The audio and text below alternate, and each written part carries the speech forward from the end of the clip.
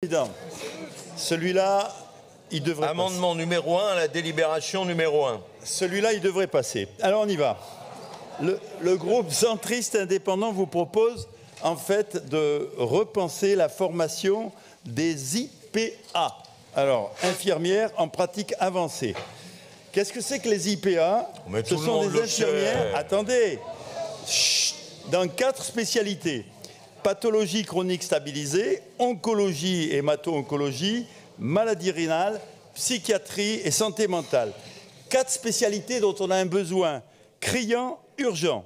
On devient IPA par formation continue, Monsieur le Président, c'est-à-dire une compétence de la région, continue d'une durée de 2 ans.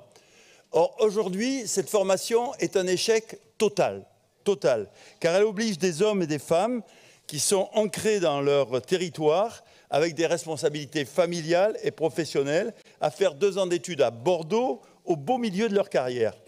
L'échec, il est flagrant. À titre d'exemple, 2 IPA en Lot-et-Garonne. 2. Et c'est pareil dans tous les départements ruraux.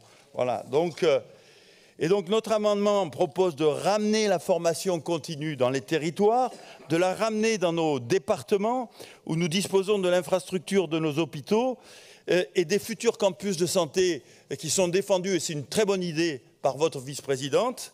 Et donc, nous vous demandons de vous saisir de ce dossier, Monsieur le Président, de formation continue. C'est de la formation continue, c'est la région. Ne sous-traitez pas ça, ni à l'université, ni à l'ARS. Commencez par, d'ailleurs, la relocalisation de la première année. C'est à portée de main. Nous avons pris des premiers contacts avec le professeur Dubus, qui est le doyen de la faculté de médecine, et ça nous fait penser que ce changement est à portée de main. Si cet amendement, franchement, si celui-là, sur une compétence qui est régionale, la formation continue, n'était pas adopté, alors franchement, c'est à désespérer du droit à l'amendement dans cette Assemblée. Monsieur le Président, la formation des infirmières et des infirmiers, c'est la mère des batailles.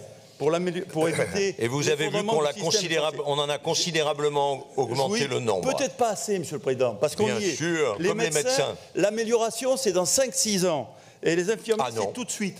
Aujourd'hui, vous avez 6 millions de Français qui sont sans médecin traitant. Vous ne savez pas lire les graphiques? 600 000, si, ça va à peu près. 600 000 patients en maladie chronique.